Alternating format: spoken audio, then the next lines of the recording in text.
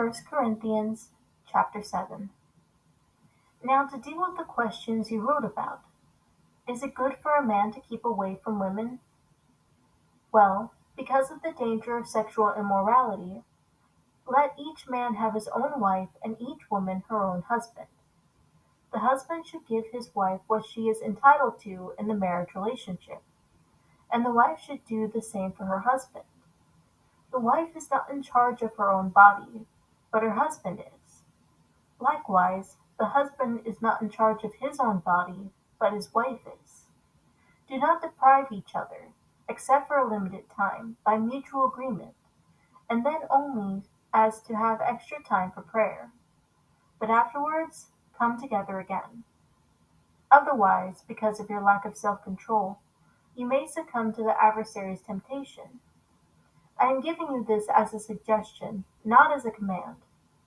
Actually, I wish everyone were like me, but each has his own gift from Yahweh, one this, another that. Now to the single people and the widows, I say that it is fine if they remain unmarried like me. But if they can't exercise self-control, they should get married, because it is better to get married than to keep burning with sexual desire. To those who are married I have a command, and it is not from me, but from the Messiah. A woman is not to separate herself from her husband, but if she does separate herself, she is to remain single or be reconciled with her husband. Also a husband is not to leave his wife. To the rest I say, I, not the Messiah.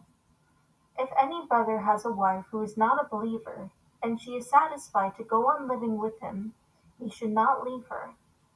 Also, if any woman has an unbelieving husband who is satisfied to go on living with her, she is not to leave him. For the unbelieving husband has been set aside for Yahweh by the wife, and the unbelieving wife has been set aside for Yahweh by the brother. Otherwise your children would be unclean. But as it is, they are set aside for Yahweh. But if the unbelieving spouse separates himself, let him be separated. In circumstances like these, the brother or sister is not enslaved. Yahweh has called you to a life of peace. For how do you know, wife, whether you will save your husband? Or how do you know, husband, whether you will save your wife? Only let each person live the life the Messiah has assigned him, and live it in the condition he was in when Yahweh called him. This is the rule I laid down in all the congregations. Was someone already circumcised when he was called? Then he should not try to remove the marks of his circumcision. Was someone uncircumcised when he was called? Then he shouldn't undergo Brit Milah. Being circumcised means nothing, and being uncircumcised means nothing. What does mean something is keeping Yahweh's commandments. Each person should remain in the condition he was in when he was called. Were you a slave when you were called? Well, don't let it bother you. Although, if you can gain your freedom, take advantage of the opportunity. For a person who was a slave when he was called is the Messiah's freed man. Likewise, someone who was a free man when he was called is a slave of the Messiah. You were bought at a price, so do not become slaves of other human beings. Brothers, let each one remain with Yahweh in the condition in which he was called.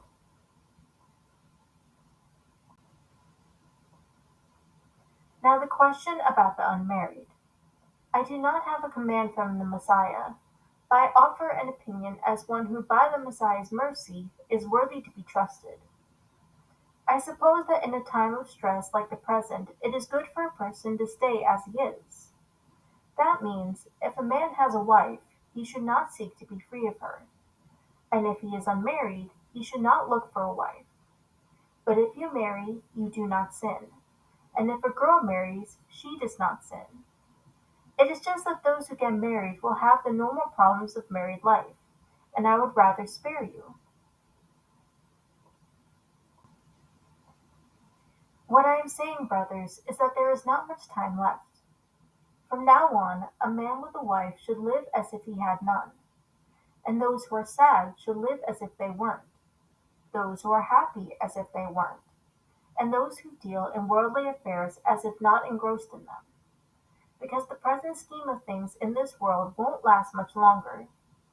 What I want is for you to be free of concern. An unmarried man concerns himself with the Messiah's affairs, with how to please the Messiah. But the married man concerns himself with the world's affairs, with how to please his wife, and he finds himself split. Likewise, the woman who is no longer married or the girl who has never been married concerns herself with the Messiah's affairs, with how to be set apart both physically and spiritually. But the married woman concerns herself with the world's affairs, with how to please her husband.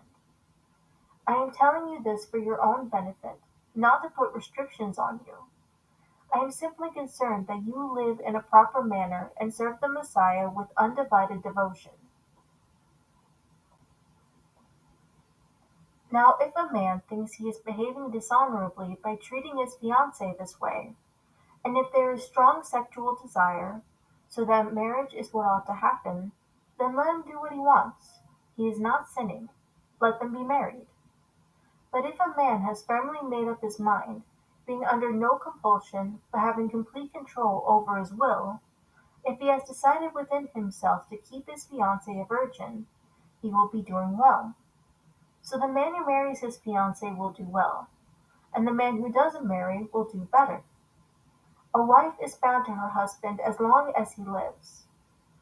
But if the husband dies, she is free to marry anyone she wishes, provided he is a believer in the Messiah. However, in my opinion, she will be happier if she remains unmarried. And in saying this, I think I have Yahweh's Spirit.